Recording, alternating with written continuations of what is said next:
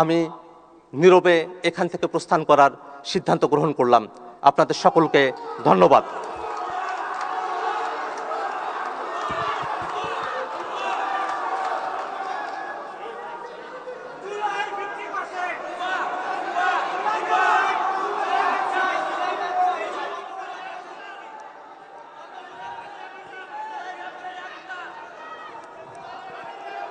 সম্মানিত অতিথিদেরকে শান্ত থাকার জন্য বিনীতভাবে অনুরোধ করছি। আমি করজোরে অনুরোধ করছি আপনাদের শান্ত থাকবার জন্য। আপনারা শান্ত থাকুন, ধৈর্য ধরুন। আমি করজোরে আপনাদেরকে অনুরোধ করছি শান্ত থাকবার জন্য।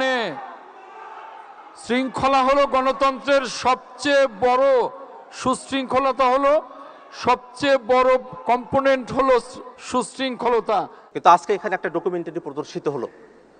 সেই ডকুমেন্টারিতে দেখেন খেয়াল করে, এই আন্দোলনটা যে ব্যানারে সংগঠিত হয়েছিল, বৈষম্য বিরোধী ছাত্র আন্দোলন, সেই আন্দোলনের ব্যানার, সেই ব্যানারটার কথা এখানে উল্লেখ করা হলো না।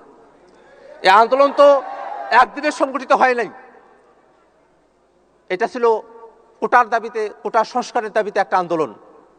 কিন্তু সেই আন্দোলনটার গতিপথ আপনারা যদি খেয়াল করে দেখেন, 9 দফার মতো একটা ঐতিহাসিক ঘটনা, যেটা এই আন্দোলনের গতিপথকে পরিবর্তন করে দিয়েছিল, সেই 9 দফা এখানে অনুপস্থিত থেকে গেল।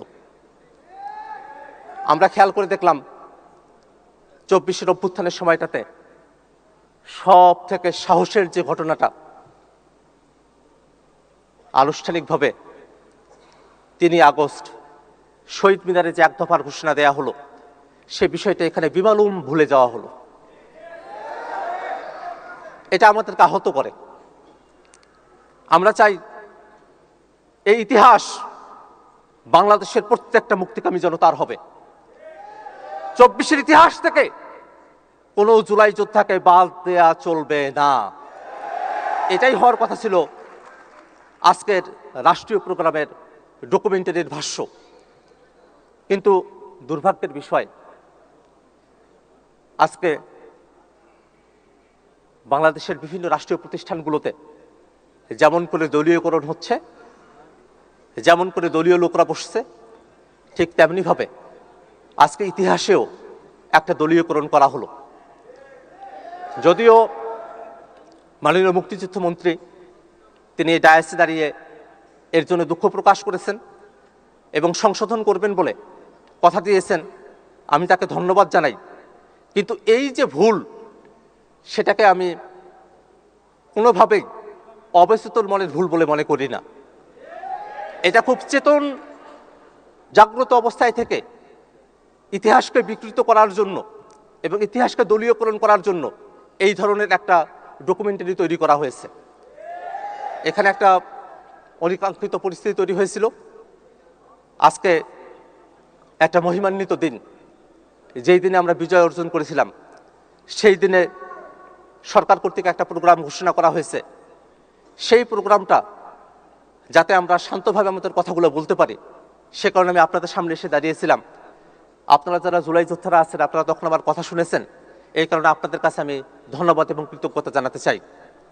পাশাপাশি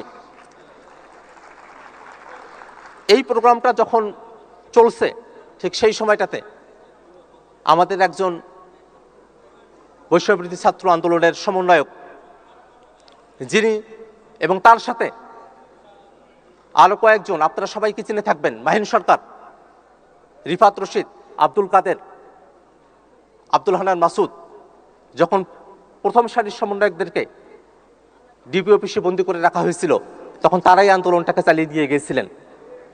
কিন্তু মাহিন সরকারি অনুষ্ঠানে দাওয়াত পেয়েছিলেন, এসেছিলেন, কিন্তু তাকে এই অনুষ্ঠানে আর থাকার সুযোগ হয়ে ওঠে নাই। এই পরিস্থিতির কারণে এক ধরনের ধস্তাধস্তির পরিস্থিতিতে তাকে এই হলরুম থেকে বেরোয় যেতে হয়েছে।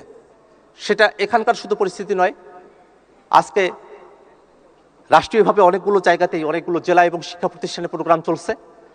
সেই জেলা এবং শিক্ষা প্রতিষ্ঠানগুলোর অনেকগুলোতেই সরকার দলীয় নেতাকর্মীরা, তারা এনসিপি এবং অন্যান্য নেতাকর্মীদের উপরে তারা হামলা করেছে, তাদেরকে অনুষ্ঠানস্থল থেকে বের করে দিয়েছে। এই যখন পরিস্থিতি চলছে, ঠিক সেই সময়টাতে আমি জুলাই যোদ্ধাদের একজন হয়ে এবং আমার দলের একজন প্রতিনিধি হিসেবে এই প্রোগ্রামের সফলতা কামনা করি, কিন্তু আমার ব্যক্তিগত পক্ষে এবং আমার যারা সহযোদ্ধারা আছেন তাদের জন্য একটা সুন্দরের আকাঙ্ক্ষায় আমার পক্ষে এই প্রোগ্রামে অবস্থান করা আর সম্ভবপর নয়। আমি আজকের এই অনুষ্ঠানের মাননীয় রাষ্ট্রপতি, তাকে আমি ধন্যবাদ জ্ঞাপন করি। তিনি বাংলাদেশের পক্ষে যেভাবে অবস্থান নিয়েছেন সেটাকে আমরা ধারণ করি। তিনি একই সাথে মুক্তিযোদ্ধা, একই সাথে জুলাই যোদ্ধা, তার প্রতি সম্মান ব্যক্ত করছি। সেই সম্মান রেখে আমি নীরবে এখান থেকে প্রস্থান করার সিদ্ধান্ত গ্রহণ করলাম। আপনাদের সকলকে ধন্যবাদ।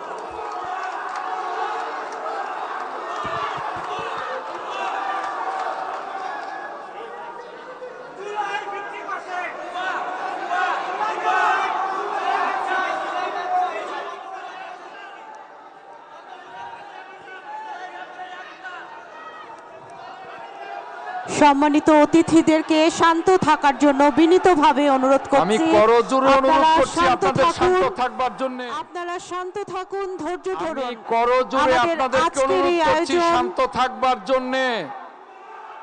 শৃঙ্খলা হলো গণতন্ত্রের সবচেয়ে বড়, সুশৃঙ্খলতা হলো সবচেয়ে বড় কম্পোনেন্ট হলো সুশৃঙ্খলতা।